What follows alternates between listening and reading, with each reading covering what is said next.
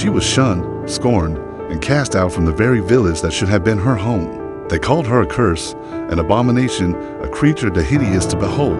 But as she wept in the cold, unforgiving wilderness, little did they know, her fate was about to be irrevocably intertwined with the kingdom's most honorable warrior. In the kingdom of Eldoria, nestled between formidable mountains and whispering forests, stood the village of Oak Haven. It was a place of sturdy traditions and unwavering beliefs, where outward appearances often dictated one's worth. And in Oak Haven resided a young woman named Alara, whose life was a perpetual testament to the cruelty of judgment. Alara was not born in Oak Haven. She was found as an infant, abandoned on the outskirts, a mystery to be feared. Whispers of dark omens and ill fortune followed her like a shadow. Her face, bearing a birthmark that spread like a delicate vine across her cheek, was deemed unnatural, a mark of the uncanny. The villagers, fearful and superstitious, saw only ugliness where a resilient spirit was struggling to survive. Her existence was one of constant hardship, orphaned by circumstance. She was passed from one indifferent hand to another, each treating her with a mixture of disdain and casual cruelty. She learned to find solace in the quiet of the forests. Her only companions, the rustling leaves and the chirping birds. Her days were spent foraging for food, mending her own tattered clothes, and enduring the villagers' scornful glances and muttered curses. Lady Isolda, the village elder, was the most vocal in her condemnation of Alara, a woman steeped in tradition and fear. Isolda saw Alara as a destabilizing force, a blight upon the community.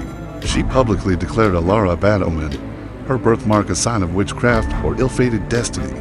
This pronouncement gave the villagers license to treat Alara with outright hostility. She brings only misfortune. Her very presence taints our soil. Lady Isolda declared one market day, her voice ringing with authority. Cast her out. Let the forest be her only domain, lest she bring ruin upon us all. Alara, barely 17, heard these words as a death sentence. Humiliated, heartbroken, and utterly alone, she was driven from the only semblance of a home she had ever known, cast out into the wilderness with nothing but the tattered clothes on her back and the biting wind as her sole companion. Her flight was a blur of terror and despair. She stumbled through the dense forest, her rough dress snagging on thorns, tears blurring her vision. The villagers' cruel words echoed in her ears, each one a fresh wound. They had called her ugly, a curse, an outcast, and now she was truly alone, facing the raw, unforgiving elements. She found shelter in a small, damp cave, the cold seeping into her bones. Hunger gnawed at her, and fear was a constant companion. As night fell, she huddled deeper into the cave, the distant howls of wolves a chilling lullaby. It was in this moment of utter desolation, stripped of everything, that Alara believed her life had reached its bleakest end. She was nothing, less than nothing, a mere outcast discarded by society, yet even in her despair, a flicker of resilience, born from a life of survival, remained. She closed her eyes, not in surrender, but in a desperate plea for the dawn, unaware that fate, in its mysterious way, was already weaving a new, extraordinary chapter for her. The wilderness that was meant to be her tomb was, in fact, about to become the stage for her most unexpected transformation. Sir Kellen, the king's most trusted knight, was a man carved from courage and honor, renowned throughout Eldoria for his prowess in battle, his unwavering loyalty, and his sharp, discerning eye. He was a figure of immense respect, yet beneath his formidable exterior lay a man of profound depth and an unexpected appreciation for true beauty, often found in the most unlikely of places. Kellen was returning from a crucial diplomatic mission to a neighboring kingdom, his journey taking him through the treacherous mountain passes near Oak Haven. His escort, a small contingent of seasoned guards, maintained a vigilant watch as they traversed the rugged terrain. The king had entrusted Kellen with a vital treaty, and his swift return was paramount. It was during their descent from the mountains, amidst the dense, ancient forest, that Kellen's patrol encountered a scene that arrested their progress. A distressed cry, faint yet distinct, pierced the otherwise silent woodland. It was a sound of deep suffering, a plea for help that resonated with the knight's core principles. "Halt! What sound is that?" Kellen commanded, his hand instinctively going to the hilt of his sword. His men fanned out, their senses on high alert. They cautiously followed the sound, which led them deeper into the woods, away from their intended path. And there, near a small, secluded stream, they found her, Alara, huddled beneath a gnarled oak tree, her tattered clothes torn, her face smudged with dirt and streaked with tears, her birthmark a stark contrast against her pale skin. She was attempting to gather some meager roots, her movements weak and unsteady from hunger and exhaustion. The guards recoiled, murmuring amongst themselves about the village outcast, the one deemed cursed. But Kellen's gaze was different. As he looked upon Alara, he saw beyond the dirt, the torn clothes, and the disfiguring birthmark. He saw the raw courage in her eyes, the unwavering spirit that refused to be extinguished, even in the face of such profound hardship. He saw a resilience that spoke of a strength far greater than any physical beauty.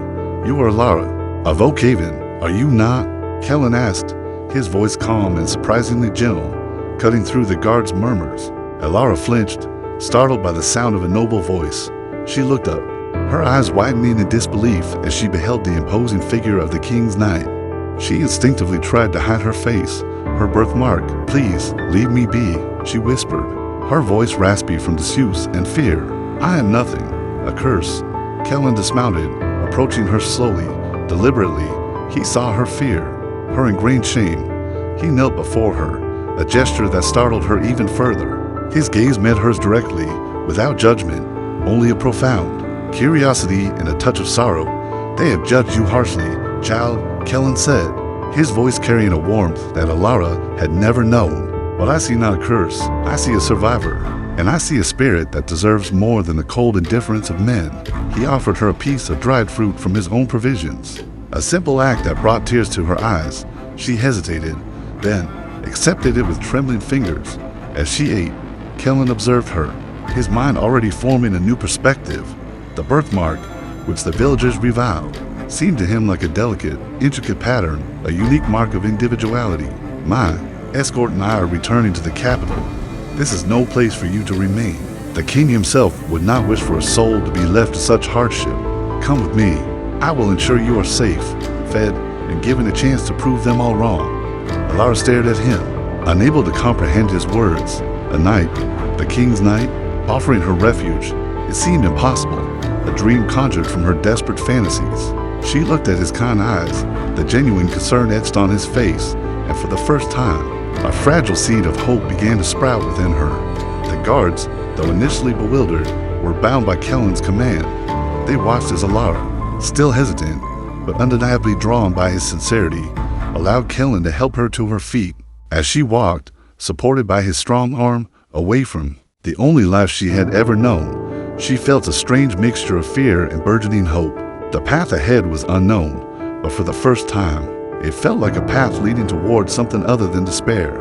The forest, which had been her place of exile, was now the scene of her unlikely rescue, a rescue orchestrated by the very man who, unknowingly, would see the truth of her worth. The capital city of Eldoria was a world away from the desolate forests of Oak Haven, grand palaces, bustling marketplaces, and a vibrant, intricate society greeted Alara, a stark and overwhelming contrast to her previous existence. Sir Kellen, true to his word, had brought her to the capital and secured her a position as a quiet attendant within the royal household, away from the prying eyes of the court.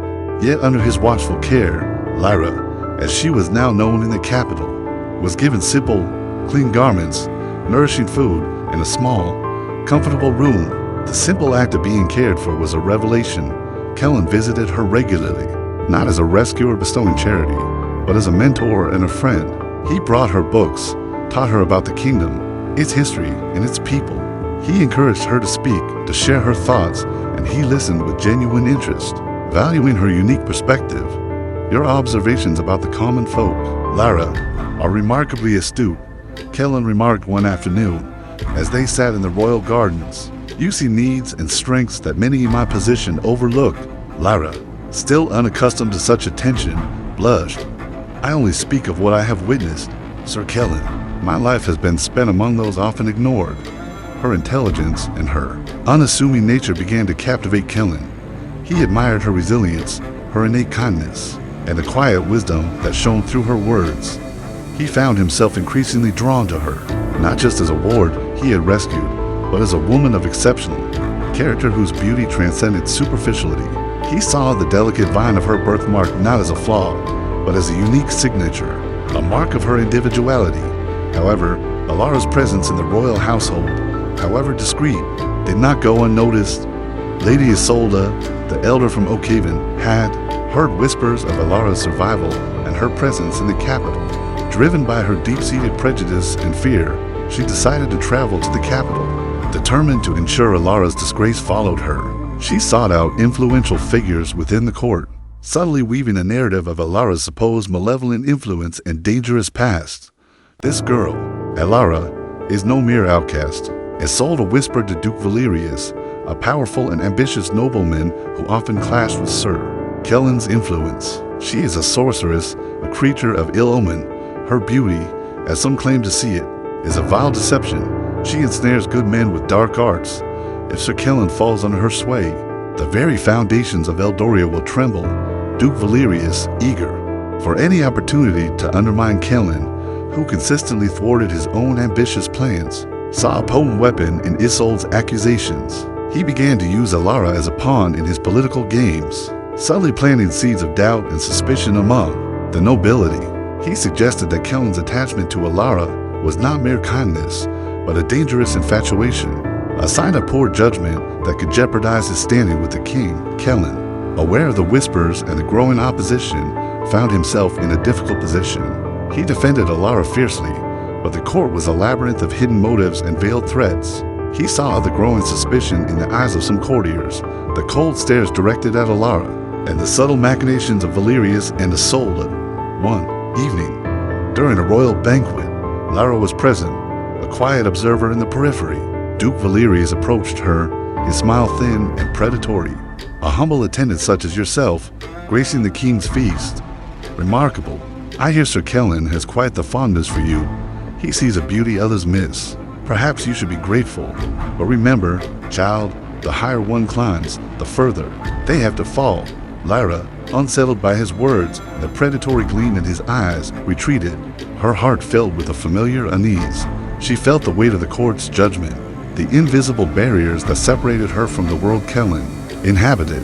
She knew her birthmark, her past, her very essence, made her an outsider, a target. Kellen, witnessing the interaction from across the hall, felt a surge of protectiveness. He saw the subtle fear in Lyra's eyes, the unease Valerius's presence brought.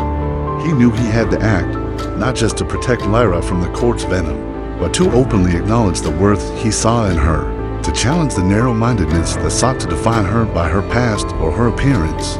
The trials of the court were just beginning, and Kellen realized that protecting Lyra meant confronting the very heart of Eldoria's prejudice, a prejudice he was increasingly determined to dismantle. One insightful act at a time, Sir Kellen, increasingly protective of Lyra and frustrated by the relentless courtly intrigue, decided a direct approach was necessary.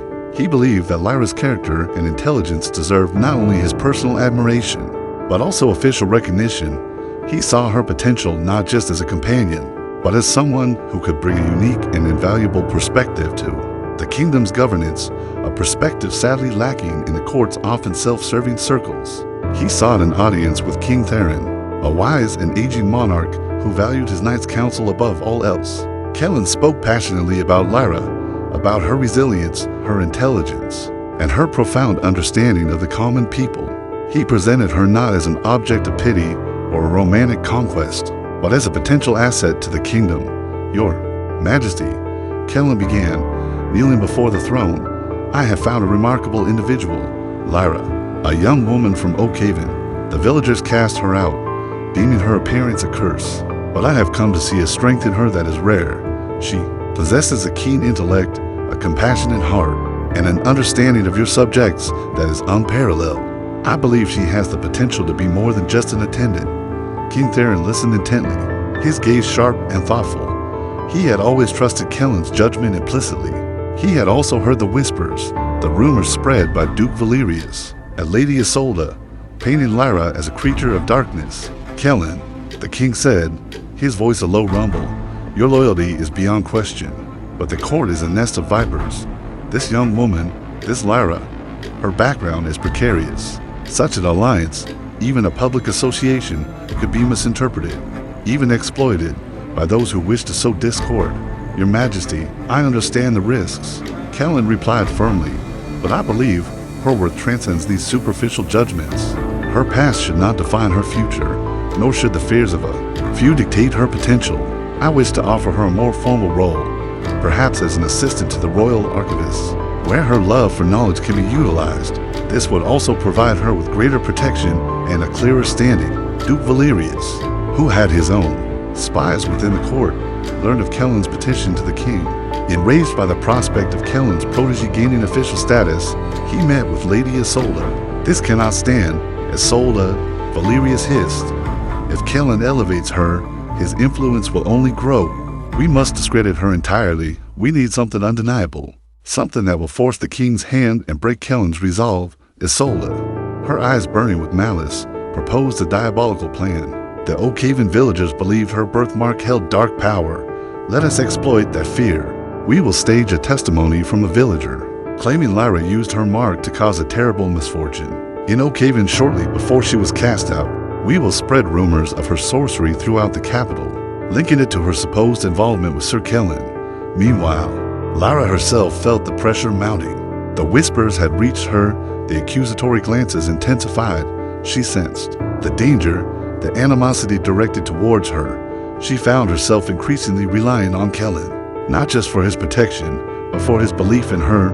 Their conversations deepened, touching upon shared dreams and the burdens of their respective stations. Kellen saw Lyra's growing distress and resolved to accelerate his plans. He returned to the king. "Your Majesty," Kellen stated, his voice firm, "I have arranged for Lyra to be presented at court, not as an attendant, but as a scholar. I believe her insights into historical texts are invaluable. I have also secured a witness from Oakhaven who can attest to her character, a villager who can speak to her true nature." King Theron, impressed by Kellen's conviction and the promise of an objective witness, agreed to grant Lyra an audience. He recognized that Kellen's judgment was sound, and that the kingdom needed all the capable minds it could find, regardless of their origin. He decreed that Lyra would be brought before the king's council, alongside the witness from Oakhaven, to present her case and demonstrate her worth. This was a pivotal moment, a public challenge to the prejudices that had defined Lyra's life. Lyra, though trembling with apprehension, felt a surge of determination. Her past had made her fearful, but Kellen's belief was giving her courage. The king's intervention, though fraught with risk, offered her a chance not just for protection, but for validation. The king's council convened in the grand hall, the air thick with anticipation and unspoken judgments. Nobles, dressed in their finest, filled the chambers, their eyes fixed on the central dais where King Theron sat. Flanked by Sir Kellen and Duke Valerius, Lady Isolde was present, a smug smile playing on her lips. Confident in her fabricated narrative, Lyra was brought before the council, dressed in a simple but elegant gown that Kellen had provided. Her birthmark was visible, a delicate pattern on her cheek. She stood tall, her heart pounding, but her gaze steady as she met Kellen's reassuring look. "Lyra, a young woman from Oakhaven, is presented before us," King Theron announced, his voice resonating through the hall. "Sir Kellen has vouched for her character and her intellect. However, certain grave accusations have been made against her by the elder of Oakhaven, Lady Isolde, concerning past misdeeds and the nature of her birthmark." Lady Isolde stepped forward, her voice dripping with feigned concern. "Your Majesty, esteemed council members, it is with a heavy heart that I must speak of this girl, Lyra. When she was but a child, her mark, a sign of ill omen, brought a terrible blight upon our harvest. Crops withered, livestock sickened, and a dark shadow fell over Oakhaven. We cast her out for the safety of our village, fearing her very presence." A murmur rippled through the council. The villagers' fear was palpable, even in the capital. Duke Valerius nodded approvingly, subtly encouraging the negative reaction. "This is an outrageous fabrication," Kellen declared, stepping forward. "Lyra has shown no such malevolent influence. Her presence has been a source of kindness and wisdom, not misfortune. Furthermore, I have brought a witness from Oakhaven, one who saw the true events that transpired. A humble farmer, old and weathered, named Gareth, was brought forward. He looked nervous, but his eyes held a quiet determination. Farmer Gareth, King Theron addressed him. Lady Isolde claims Lyra's presence brought a blight to Oakhaven. What is your testimony? Gareth looked directly at Lady Isolde. His expression troubled. Your Majesty, That is not the truth. The blight that struck Oakhaven that year, it was a harsh winter, followed by a late frost that killed the young shoots. Lyra was but a child then. She tried to warn us about the changing weather patterns, but we, like Lady Isolde, were too fearful of her differences to listen. It was Lyra who, later that year, discovered a hidden spring that saved our well from drying up during the summer drought. She saved us. Lady Isolde twisted the truth to suit her own fear and hatred. A hush fell over the hall. Isolde's face, contorted with rage. Lies, this old fool is lying. He has been bribed by Sir Kellen. I have seen Sir Kellen's integrity for years, Gareth replied calmly, and I have seen Lyra's kindness firsthand. She deserves justice, not persecution. Then, Kellen presented his own evidence. He revealed the forged documents and letters that Duke Valerius had used to spread malicious rumors about Lyra's alleged sorcery, painstakingly uncovering the trail of deception. He spoke of the scribe Valerius had coerced and planted rumors. Duke Valerius, Lady Isolde, Kellen stated, his voice ringing with authority, your conspiracy to defame Lyra and undermine my counsel is revealed. You preyed on fear and prejudice for your own gain. King Theron's gaze was stern as he looked at Valerius and Isolde. The truth, it seems, has a way of emerging from the shadows. Duke Valerius, your ambition has led you down a path of deceit. Lady Isolde, your fear has blinded you to the truth. The king then turned his attention to Lyra. Lyra, he said, his voice softer, you have faced great adversity with remarkable fortitude. Your birthmark is not a mark of shame, but a symbol of your unique journey. Sir Kellen sees your true beauty, your inner strength. I, too, see it. You have shown more courage and integrity than many who sit before me today. He rose from his throne. Therefore, by the authority vested in me, I declare Lyra innocent of all accusations. Furthermore, I decree that she shall be given a position of honor within my court. As a royal archivist and advisor, she will be protected by the crown, and her insights will be valued. Let this be a lesson to all who judge by appearance and fear what they do not understand. The hall erupted in a mix of cheers from those who believed in justice, and stunned silence from the defeated conspirators. Lyra, overwhelmed, could only look at Kellen, tears of relief and gratitude streaming down her face. The trial of truth had ended, and she had not only been vindicated but elevated. Her journey from outcast to recognized individual now irrevocably underway. Thanks to the knight who saw her true beauty, the king's decree was a seismic shift in Lyra's life and in the rigid social structure of Eldoria. No longer an invisible attendant or a feared outcast, she was now a respected member of the royal court, a scholar whose insights were actively sought. Her position as a royal archivist and advisor offered her access to vast reservoirs of knowledge and a platform to voice her unique perspectives on matters of governance and the welfare of the common people. Sir Kellen, witnessing Lyra flourish in her new role, found his admiration deepening into profound love. He saw her grace and intelligence command respect, her compassionate nature resonate with the king and many courtiers. The birthmark, once a source of shame, now seemed to him a badge of honor, a symbol of her strength and individuality that set her apart. He realized that his initial act of rescue had blossomed into a love that was as strong and true as his own knightly vows. However, the lingering prejudice of some nobles, led by a chastened but still resentful Duke Valerius and a disgraced Lady Isolde, remained. They subtly resisted Lyra's influence, questioning her decisions and her right to be in such a position. The court was a complex battlefield, and Lyra, despite her official standing, still faced quiet opposition.